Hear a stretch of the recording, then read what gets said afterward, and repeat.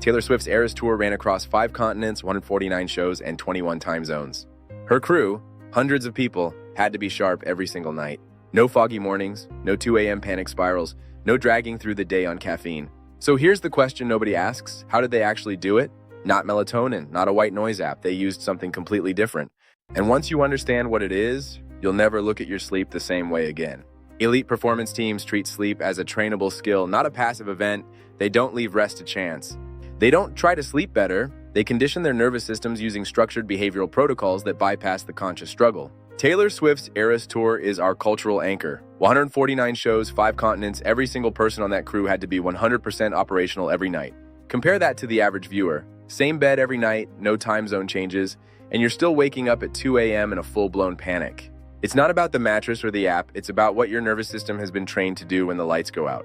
To fix it, we have to look at their 3 pillars: environment calibration, behavioral anchoring, and the in-the-moment rescue protocol. First, environment calibration.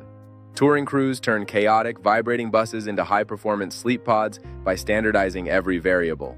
They remove decision fatigue. The environment becomes a binary trigger for the brain. It is either sleep time or showtime, no in between. Second, behavioral anchoring. When your office moves every 24 hours, you need a psychological anchor that signals safety to your core biology. By repeating a precise 3-minute micro-routine, they trigger a conditioned relaxation response that works in any city, on any continent. Finally, the rescue protocol, because even with the best setup, the 2 a.m. panic spiral is a biological reality when the stakes are this high. This protocol doesn't try to make you sleep. It mechanically shuts down the cortisol spike that's keeping you awake. It is pure physiology. It's a 3-step sequence: the physiological sigh, the body scan anchor, and the permission statement. It converts data into a single clear action. Everything else failed because it focused on the symptoms. This focuses on the structural friction in your nervous system. That is the difference.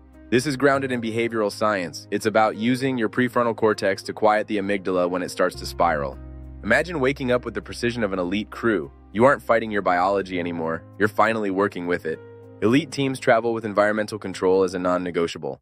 Light, temperature, sound, these aren't comfort preferences, they're performance levers. Light is the most powerful signal your brain uses to set its internal clock. Even low-level light exposure at the wrong time, a phone screen, a hallway light under the door, delays melatonin release by up to 90 minutes. Tour crews use blackout protocols in every hotel room before sleep. Temperature: the body needs to drop its core temperature by 1 to 3 degrees Fahrenheit to initiate deep sleep. Most bedrooms run 2 to 4 degrees too warm. Elite sleep protocols specify 65 to 68 degrees as the target range. Sound: unpredictable noise, a partner shifting, a car outside, triggers micro-arousals that fragment sleep architecture without you ever fully waking up. Consistent ambient sound, not silence, masks those spikes.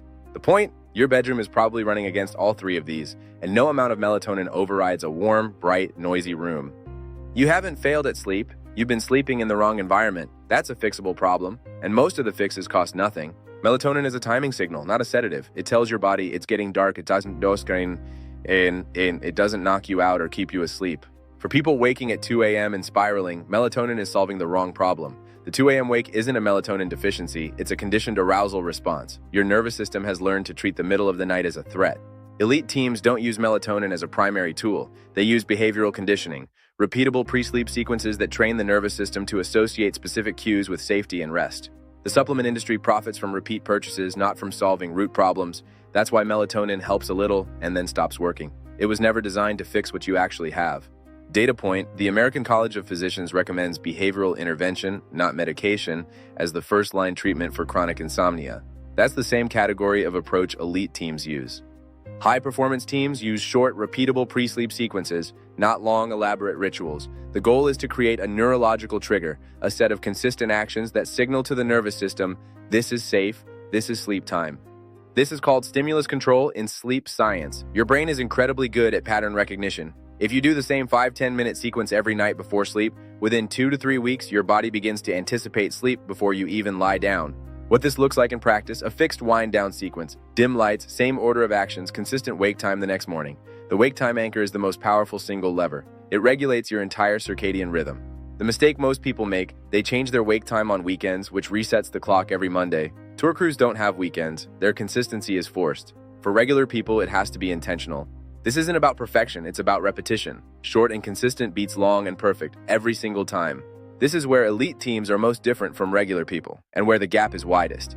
When a touring crew member wakes at 2 a.m. in a hotel in Tokyo, they don't reach for their phone. They don't start calculating how many hours of sleep they have left. They use a specific in-the-moment rescue sequence. The science. When you wake at night and your brain registers "I'm awake," the default response is threat detection. Cortisol spikes, heart rate increases, thoughts accelerate. This is the panic spiral. The longer it runs, the harder it is to stop.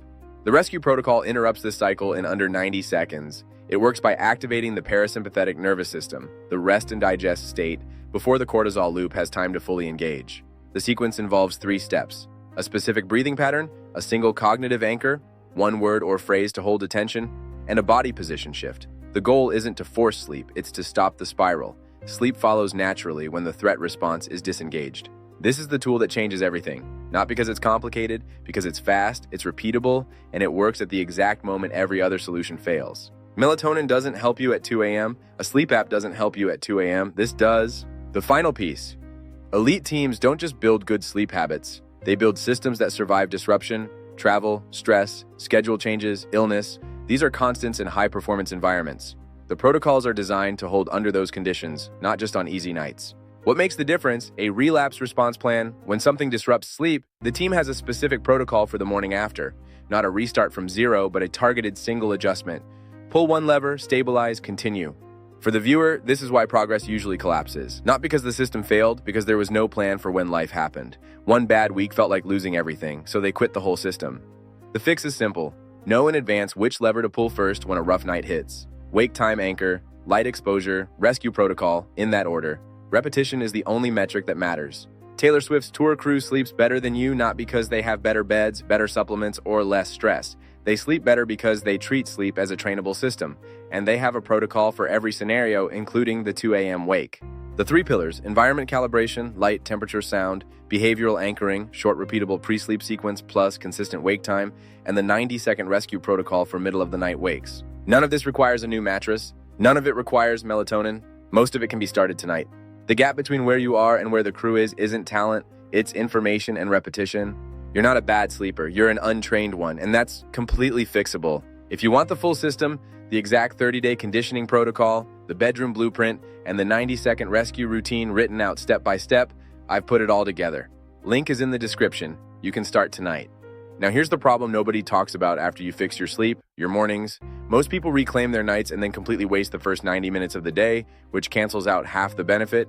In the next video, I'm going to show you exactly what elite performers do in those first 90 minutes and why it's even more important than the sleep itself.